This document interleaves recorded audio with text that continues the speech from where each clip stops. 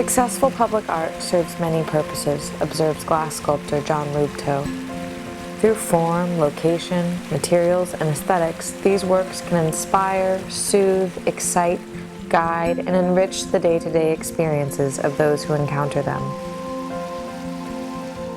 True to his vision, he pursued all of those qualities in a recent project, which graces a busy plaza with a bold, sublime sculpture that will elevate the spirits of viewers for generations to come.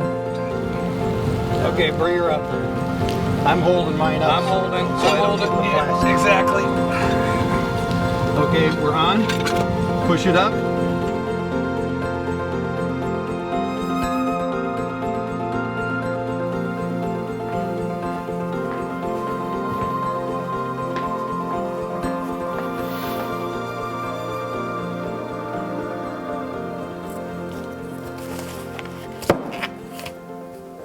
Public art for me originates with the Latin definition of the term public, which means populace, which is to enhance and to involve the public in the art, to deal with the populace, the people. This work is meant to, for me, to have a positive experience, to bring a gentle, soft feeling to the place where the piece sits. The source of my work, or the source of ideas, just comes from my senses. You know, the five senses. Basically, seeing, hearing, touching, tasting, smelling. So how do I incorporate the experiences I have with the world and the use of my senses into my work? For me, the visual part is obviously the movement of the water,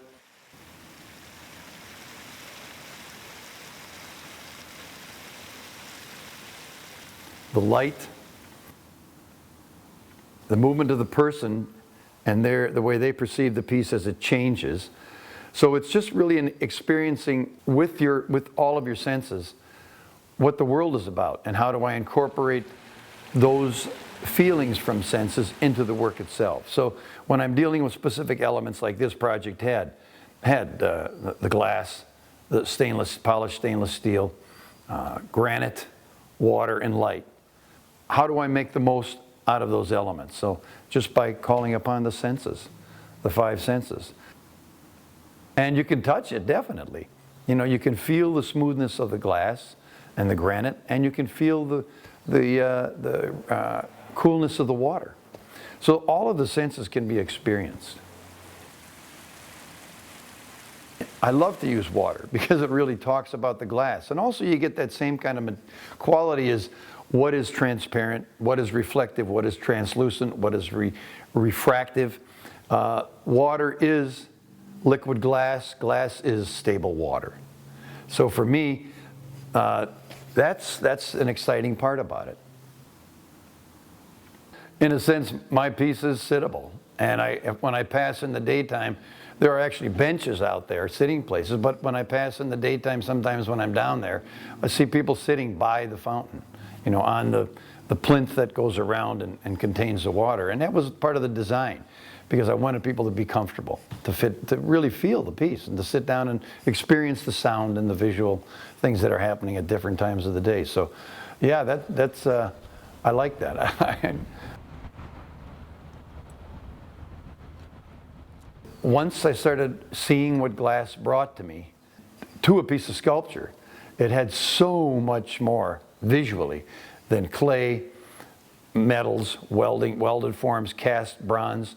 It had depth and translucency and reflection, and an internal as well as an external quality about it that nothing else has.